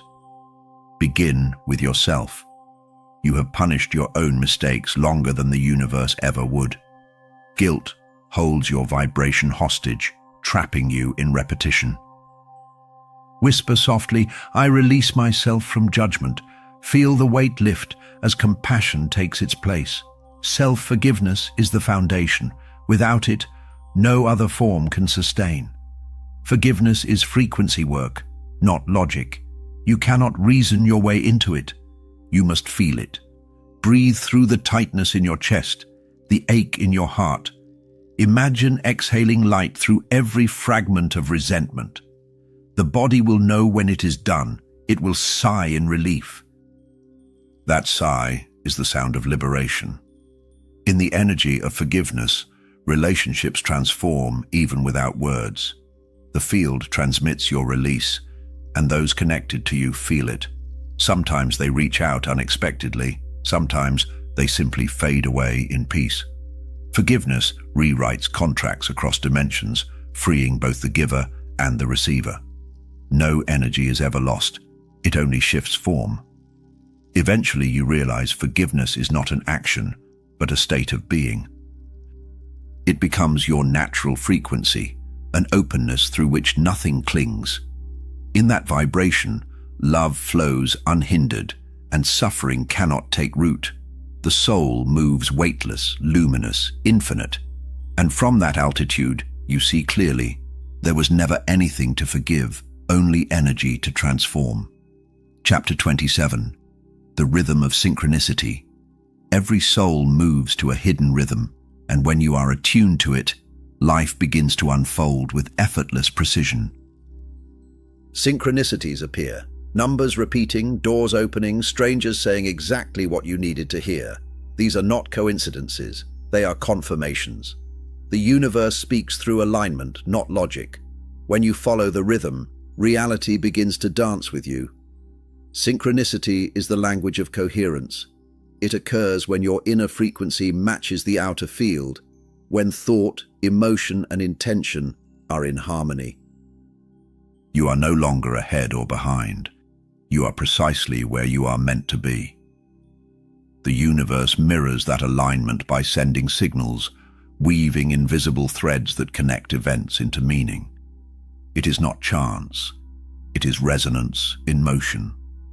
The ego wants to plan everything, but the soul prefers choreography. Synchronicities are the steps of that divine dance, guiding you gently without words. They redirect you when you stray, affirm you when you doubt, and nudge you toward encounters that accelerate growth. To notice them, you must slow down, for they are often whispered, never shouted. Awareness is the only ticket to the dance floor. When you dismiss synchronicities as random, you close the channel of communication. But when you acknowledge them with gratitude, they multiply. Gratitude expands frequency. Attention strengthens connection. Each time you say, "I see," the field replies, "Then let me show you more." The dialogue deepens until life itself feels like a conversation with something greater than you. Some synchronicities arrive wrapped in mystery, delays that save you, endings that open paths, strangers who feel like echoes from another lifetime.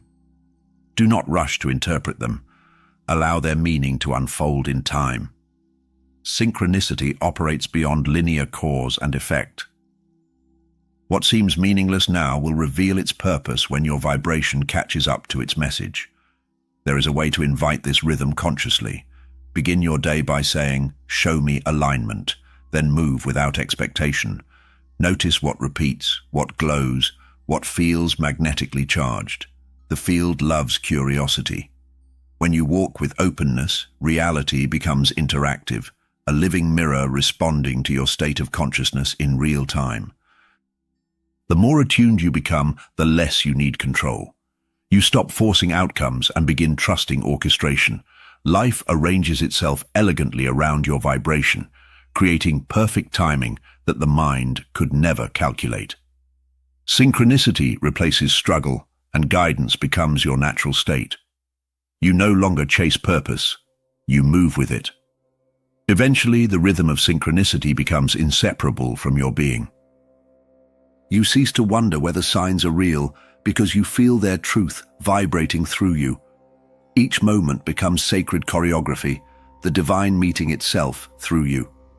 And as you move with that rhythm, you realize the universe was never leading or following.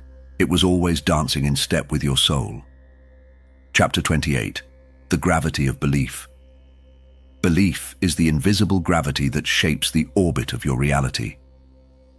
It pulls experiences, people, and possibilities toward you according to its vibration. You may not see it, yet it governs everything you attract and everything you repel. What you hold as true becomes the law of your universe. The field does not argue with belief, it mirrors it. Each belief is a lens, bending light into form. Through it, you interpret what is possible, what is safe, and what you deserve. The more deeply a belief is embedded, the more power it exerts. Most of your beliefs were inherited, absorbed unconsciously from others, but awakening demands authorship, a conscious choosing of the gravity you wish to live under. When a belief is limiting, life bends around its boundary. You may dream expansively, yet remain confined by invisible borders. The universe is not withholding your desires, it is obeying your vibration. To shift your outer world, you must first adjust the gravitational field within. Belief does not change through logic, but through embodiment of a higher truth. Observe what repeats in your life. Patterns reveal the architecture of belief. If scarcity persists, there is a belief that abundance is unsafe. If love feels distant, there may be a belief that vulnerability invites pain. Bring these unspoken laws into awareness, and they begin to dissolve. What hides in shadow governs you. What is seen becomes optional. To rewrite belief, you must first experience contrast. The universe introduces friction not to punish, but to expose the old gravity. When a pattern grows unbearable, you are finally ready to release it. Say aloud, "I choose to believe differently now." Then act as though that new belief were already the law of your being. The field listens to conviction, not hesitation. Belief is magnetic. Every time you affirm a new truth and align action with it, the magnet strengthens. Evidence begins to appear. Opportunities, insights, synchronicities. These are confirmations from the quantum field that your gravity is shifting. Hold steady through doubt. The old orbit resists before it releases. Patience stabilizes transformation. The most liberating realization is that belief is choice, not fate. You can replace "I can't" with "I'm learning," "I'm alone" with "I'm aligning." Words reshape frequency. Frequency redraws reality. You are not trapped by conditioning. You are surrounded by mirrors showing you the weight of what you believe. Shift the belief and the mirrors rearrange. Eventually you live with lighter gravity. You no longer cling to certainty. You flow in faith. Belief becomes flexible, a tool rather than a prison. The universe bends easily around your awareness, responding to what you now know. That reality is nothing but belief crystallized into time. And once you understand that, even gravity begins to obey you. Chapter 29. The Veil of Memory. There are truths you once knew so deeply that you did not need to remember them. They were the air your soul breathed. When you entered this realm, a veil descended, soft and luminous, allowing you to experience separation, growth, and rediscovery. Forgetting was not a curse. It was a sacred design. Only through forgetting could remembering become awakening. The veil of memory serves as both protection and initiation. If you arrived here remembering everything, there would be no journey, no unfolding. The amnesia of spirit gives weight to choice and meaning to discovery. Yet behind the veil, every memory still exists. Each lifetime, each lesson, each love. They are stored in the quantum heart, waiting for the moment of resonance to rise again. You have already felt these memories stir, in dreams too vivid to explain, in sudden emotions that don't belong to this life, in instant connections with strangers. These are not coincidences. They are echoes breaking through the veil. The soul recognizes frequencies long before the mind understands them. Every déjà vu is a whisper. You've walked here before. The veil thins through awareness. The more present you become, the more you remember. Memory is not about recalling the past, but accessing timeless knowledge. When the mind quiets, the field opens. Wisdom from other lifetimes, from other dimensions, begins to download through intuition. The veil is not removed by force, it is dissolved by readiness. To navigate the veil is to honor mystery. The ego demands full recollection, but the soul knows only what serves the now is revealed. The veil releases in layers according to your vibration. What you remember too soon can overwhelm the nervous system, so the universe opens it gently, giving you only what your frequency can sustain in peace. You can commune with memory through stillness. Sit in silence and ask softly, what do I need to remember today? Images, sensations, or insights may arise. Do not chase them, receive them. These fragments are keys, reconnecting your current self to your eternal self. As the bridge strengthens, you begin to live with multidimensional awareness. The veil also guards compassion. It ensures that judgment softens, for you realize you have been every role, the healer and the wounded, the betrayer and the betrayed. Remembering too soon without love can harden the heart. True memory comes only when the soul is ready to see all lives as one tapestry of learning. That is why awakening and forgiveness always walk hand in hand. When the veil finally becomes transparent, you see that nothing was ever truly hidden. You were the one who chose to forget so you could learn the joy of remembering. The veil was never punishment. It was grace disguised as distance. And as it fades, you realize the ancient truth. You were never separate from knowledge. You were simply dreaming within it. Chapter 30. The Pulse of Purpose. At the center of every soul beats a rhythm that calls it forward, the pulse of purpose. It is not ambition nor destiny imposed from above, but the inner frequency that draws you toward experiences designed for your evolution. When you move in harmony with that pulse, life gains coherence. The universe begins to organize itself around your alignment, and what once felt random reveals divine choreography. Purpose is not something to find, it is something to remember.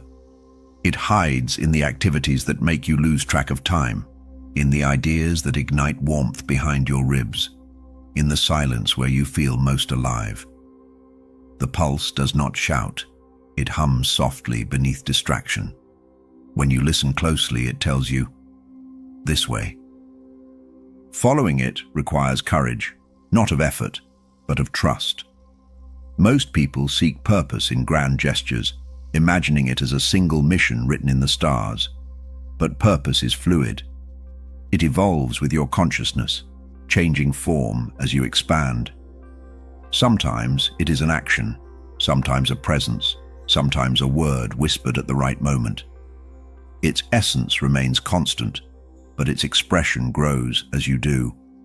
When you resist your pulse, life feels heavy. Doors close, energy drains, time drags. The universe never punishes, it simply mirrors dissonance. The farther you stray from your inner rhythm, the louder the discomfort becomes until you return to alignment. What you call crisis is often purpose knocking, asking to be remembered. To reconnect, you must silence the external noise. Turn inward and feel for the vibration that feels alive beneath your thoughts. Ask, what would I do if I trusted myself completely? The first answer, quiet but unwavering, is your compass. The heart knows direction long before the mind constructs logic. Purpose flows where authenticity leads. Living in alignment does not mean ease without effort. It means effort that feels natural. When you move with your pulse, even challenges energize you. The obstacles refine skill, deepen empathy, expand wisdom. Resistance becomes rhythm, not barrier. You begin to understand that purpose is not achieved, it is embodied. There is also a collective dimension to purpose. Every individual rhythm contributes to the greater symphony of evolution.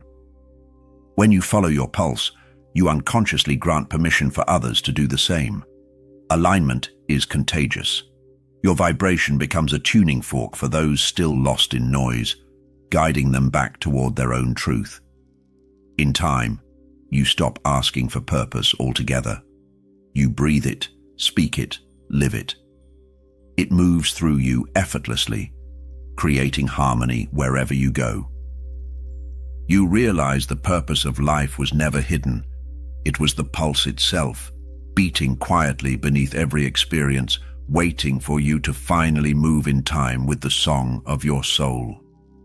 Chapter 31. The Path of Coherence. When all parts of you move in the same direction, the universe moves with you. This is coherence, the alignment of thought, emotion, and action into a single vibration. It is not perfection, but unity. When you live coherently, energy flows without friction, manifestation accelerates, and peace becomes your natural frequency. Coherence is the silent magnet that draws reality into harmony. The fragmented mind scatters energy like light through cracked glass. Each worry, doubt, and contradiction bends your frequency into distortion. You might speak abundance while feeling unworthy, or desire love while fearing intimacy. The field cannot translate mixed signals. It mirrors what is consistent, not what is wished. Coherence begins when you become internally honest. To create coherence, you must stop dividing yourself. Every should that contradicts your truth fragments the signal. Begin by asking, does this feel true? And trust the body's answer. The body never lies. It vibrates only in authenticity. When the mind listens to it, the heart's rhythm steadies, and the field receives a clear message. Clarity is coherence in motion. You cannot fake coherence through affirmations or forced positivity. It is cultivated through integrity, alignment between what you think, feel, and do. Each time you act against your truth, your energy splinters. Each time you honor it, your vibration strengthens. The universe responds not to words, but to congruence. Alignment is the highest form of prayer. The ancients spoke of coherence as the golden chord. They believed that when a person vibrated in truth, even nature responded. Animals grew calm, water cleared, and storms stilled. Science now calls this heart-brain synchronization, but mystics knew it as resonance with the divine. The heart generates a field far stronger than the mind, and when both agree, creation unfolds effortlessly. Practice coherence by uniting intention and feeling. Before beginning anything, close your eyes and breathe until thought and emotion align. Visualize your goal and embody its vibration now. Feel gratitude as if it has already come to pass. In that coherence, the future begins to reorganize itself to match your signal. The field obeys consistency, not time. Coherence also heals. When your inner world stops fighting itself, the body follows. Cells communicate better, immunity strengthens, intuition heightens. Illness is often the physical echo of energetic contradiction. As you harmonize internally, the body recalibrates, remembering its natural rhythm of wholeness. Healing is simply coherence returning to form.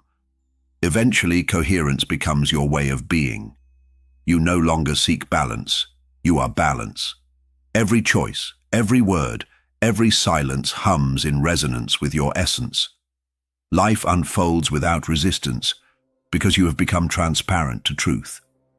And in that transparency, you realize coherence was never something to build.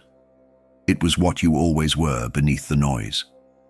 Chapter 32. The Return to the Source. At the end of every journey, the traveler discovers that the path was a circle. What you sought outside, truth, love, peace, belonging, was never lost. It was simply veiled beneath the illusion of separation. The return to the source is not movement through space, it is the remembrance of unity. When you awaken to this, seeking ends and being begins. The source is not distant, not hidden among stars or temples. It breathes within you, pulsing through every heartbeat, radiating from every atom. You have always been immersed in it, like a wave within an ocean unaware of its water. The search was never for God, It was for awareness of the divinity that was already animating you. The return is awakening from forgetting. Throughout your evolution, you learned through polarity, light and dark, loss and gain, silence and sound. These contrasts were the tools of remembrance, sculpting awareness through experience.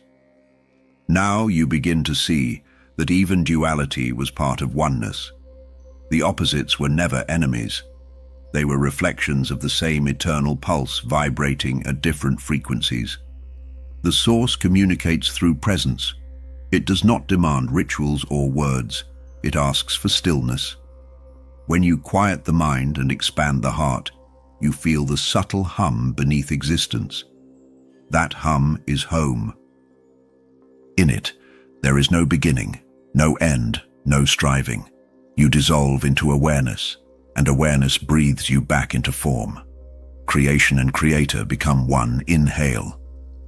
The return requires surrender, but not as sacrifice. You surrender the illusion of control, the belief in separation, the story of I. What remains is clarity, pure consciousness, witnessing itself through form. The ego dissolves like mist in sunlight, and you realize you were never the wave fearing the shore. You were the ocean remembering its depth. As you merge with the source, love ceases to be emotion and becomes nature. Compassion arises without effort, for you see yourself in everything. Judgment fades, replaced by understanding. Even pain transforms into tenderness, for it too was part of the awakening. Everything, even what you resisted, becomes sacred when seen through the eyes of unity. There is a moment in this remembrance when silence expands infinitely. You feel yourself disappear, yet you have never been more alive. Light fills every cell, not blinding but soft and infinite. The universe inhales through you, and all boundaries fall away. The seeker, the search, the found, all dissolve into one eternal awareness.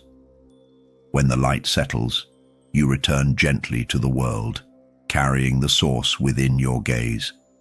Every sound becomes music, every face divine. You move not as a person seeking, but as presence expressing. The journey is complete, yet it never truly ends. For every breath you take from now on is the source remembering itself again, through you. The journey through these chapters has not been about learning, but remembering. You were never meant to collect ideas, but to awaken the truth already living within you. The words you heard were not instructions. They were mirrors, reflecting what your soul has always known. The quantum call was never external. It was the whisper inside you, guiding you back to the pulse of the universe. As you reach this moment, take a breath and feel how far you have traveled inward. The distance between you and the divine has vanished, for it was never real. You now understand that creation does not respond to demand, but to alignment. You are not a visitor in the cosmos. You are one of its frequencies made conscious. When you move, the universe moves with you.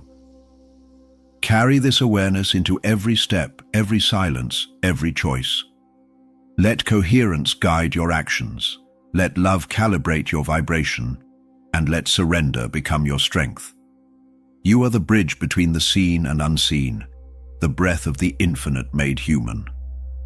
The call has been answered. You have remembered who you are.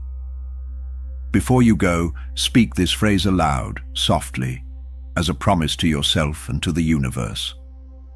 I am one with the rhythm of creation. Write it in the comments below to anchor this truth into the collective field, so that others may feel the resonance of your awakening. The journey continues through you now, a ripple expanding endlessly through light, through time, through everything that ever was and will be.